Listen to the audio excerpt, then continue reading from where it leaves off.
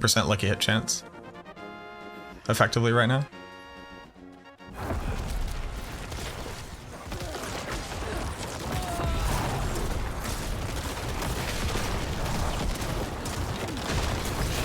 I need more time.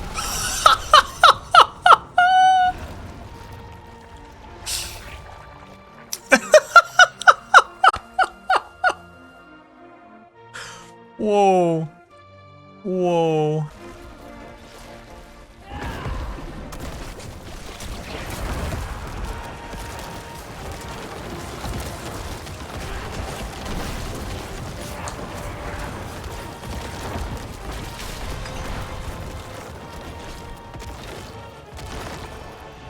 Oh, I am fudged here.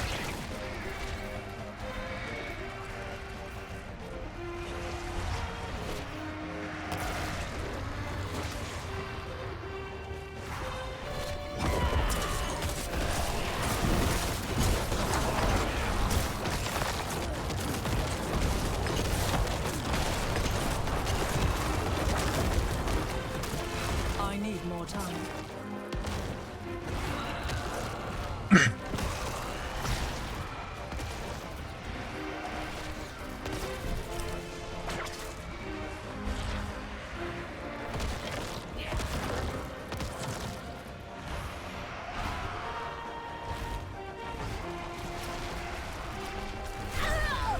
Oh! What? What? I got stuck on a wall. I did top monk. Yep, I'm gonna have a whole video out tonight.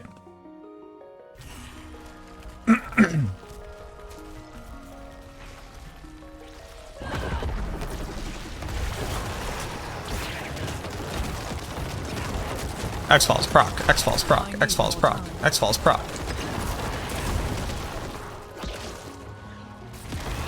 Oh, ripperty dipperty, dog.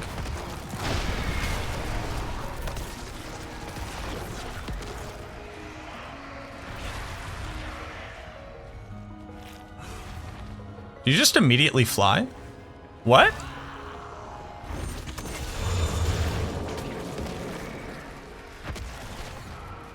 Hello?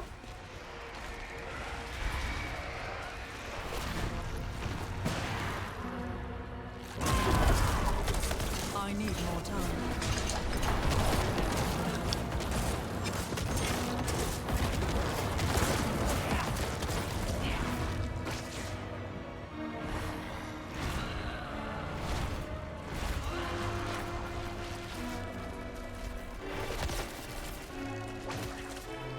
Oh, the blood blister is just broken.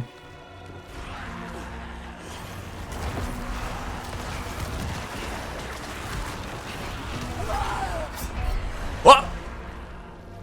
What?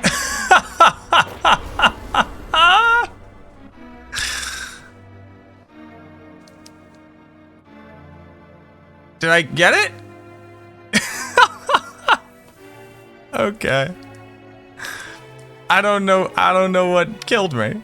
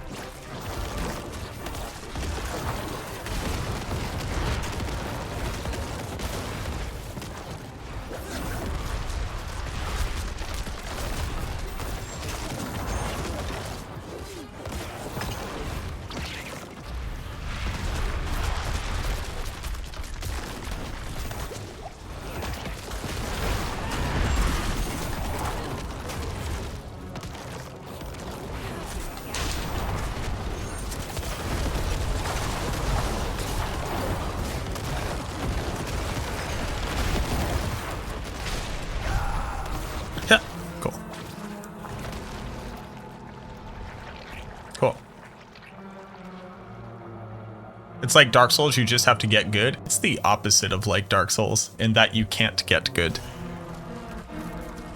There's a maximum cap of how good you can get.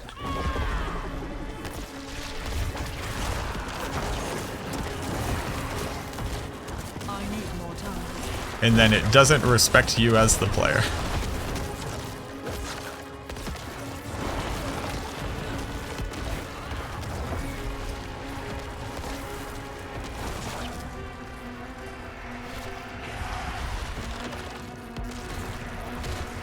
Get out of here.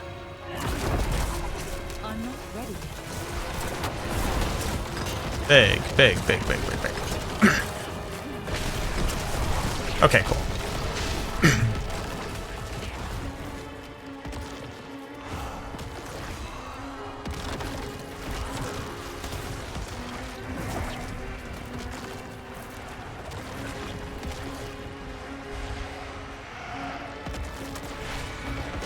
Oh! Double. Alright, just don't go over there ever. Oh no! I need time Ah! to do that.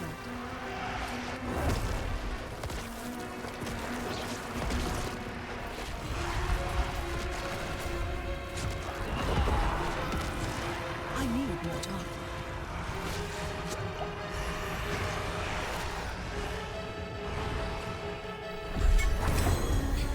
Easy game. That one was a little rough. That one was a little rough, Sickles. Turns out, Infinimist absolutely just wrecks bosses wholesale. I'm gonna try to grab a clip from it. When I first just walked in, I just want to see kind of how my damage was. And no joke, dude, Lillith spawned. I looked at her for 2 seconds. She died, and we were on to phase 2.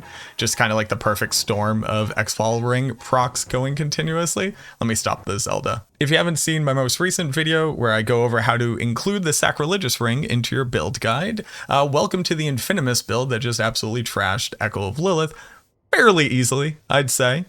I'd say fairly simply, we kind of crushed our way through it. I'm just going to very quickly go over what we're wearing on the character, just in case you haven't seen my other videos, etc. But this is the wand-focused version build. This is trying to maximize the output from Sacrilegious Soul to be able to benefit the most from our X-Falls ring. So we're running a helmet with protector on it. I probably want to swap this over to Might. We've been messing around with some stuff here, but the stats that you see on it are perfect stats for what you want. Shielding Storm on our armor, I think that these are also probably perfect stats for what you want. Obviously, they're not perfect rolls, but the actual affixes themselves. Notice that we're not using Howl from Below, because on the endgame version of this build, we actually just don't use that thing anymore. So attack speed, crit chance, lucky hit chance, I get additional crit chance against injured targets. You can also go with shadow damage over time. This is where you're putting Grasping Veins. Tybalt, so whenever we become unstoppable, which is all the time, we get the damage boost. Just obviously great pants. If you weren't wearing that, you could be using Disobedience with like good stats here and a couple extra ranks to Corpse Explosion if you wanted to. I did swap over to Greaves of the Empty Tomb because I wanted to very specifically run the critical strike chance potion. So this wasn't even with the lucky hit chance elixir, which you might expect. But with these boots on, if I have barrier up, so these boots give me 15% lucky hit. With barrier, that brings me up to 40.5% lucky hit. So that means altogether I have 99.4 lucky hit bonus chance here. Obviously your skills aren't going to represent it properly, but you can also just be using basic boots with Unstoppable for additional movement speed and Corpse Tendrils rank, so you can get a little bit of additional cooldown there.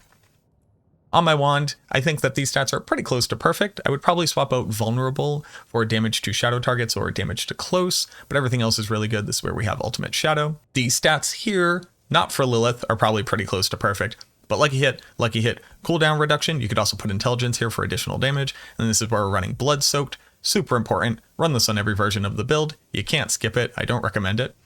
Obviously, X-Falls, I have like a near perfect X-Falls, right? So perfect on the damage, perfect on the lucky hit, low roll on cooldown reduction, high roll on damage over time, low roll on all stats. Definitely think that lucky hit and cooldown reduction in the base damage itself are the most important.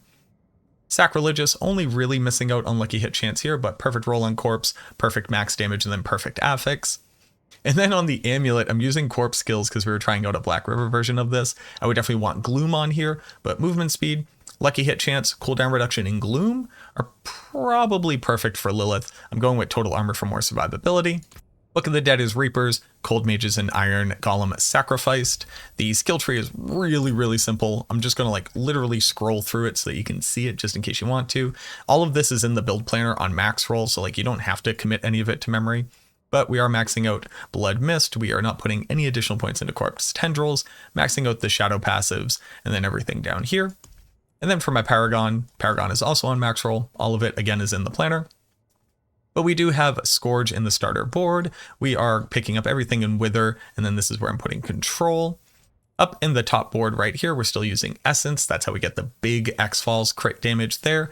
Ruin, so we can get targets out of healthy faster, so we can proc Essence more quickly. Then in the main board, this is where we're putting Darkness, along with the Flesh Eater node, obviously. Have a little bit of damage and crit damage here, just to be able to finish out the fight.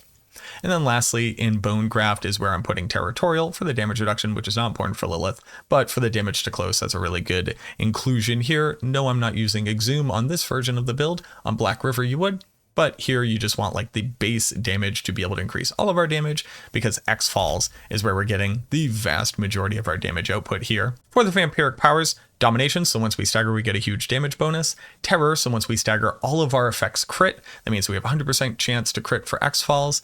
We're using Metamorphosis obviously, but it's really important to apply Vampiric Curse so that Flowing Veins gets its damage bonus, as well as Prey on the Weak gets its damage bonus, even when we're not able to apply Corpse Tendrils, which basically is applied all the time, but it's mostly to get Flowing Veins on there. But there you go. I don't know, we did like an hour of attempts without having fought Lillith at all this season. Very, very easily managed her. You get great survivability. You have awesome Blood Mist there, cooldown reductions, flying everywhere. Easy build. Highly recommend it. Obviously, you could just go with Bone Spear or Bloodlance, just kind of like shop through all of our phases. But even on this thing, we were skipping the majority of the phases unless we messed up the fight somehow on our own. But there you go. I figured this might help people looking to do it on Infinimist, because I know a lot of people have been asking recently, and I kind of just went and tried it out for fun, and it was pretty simple. But as always, thank you so much for watching the video. Consider subscribing to the channel if you're new here, leaving a like on the video, because that helps YouTube tell everybody else that they should watch the video as well. Leave a comment down below if you've managed to kill it with Infinimist, or if you're still running into problems, or if you have any questions. I love answering people down in the comments. You'll probably see me tagged in a ton of replies down there. But again, thank you for watching the video. I truly hope that helps, and I look forward to seeing you in the next one.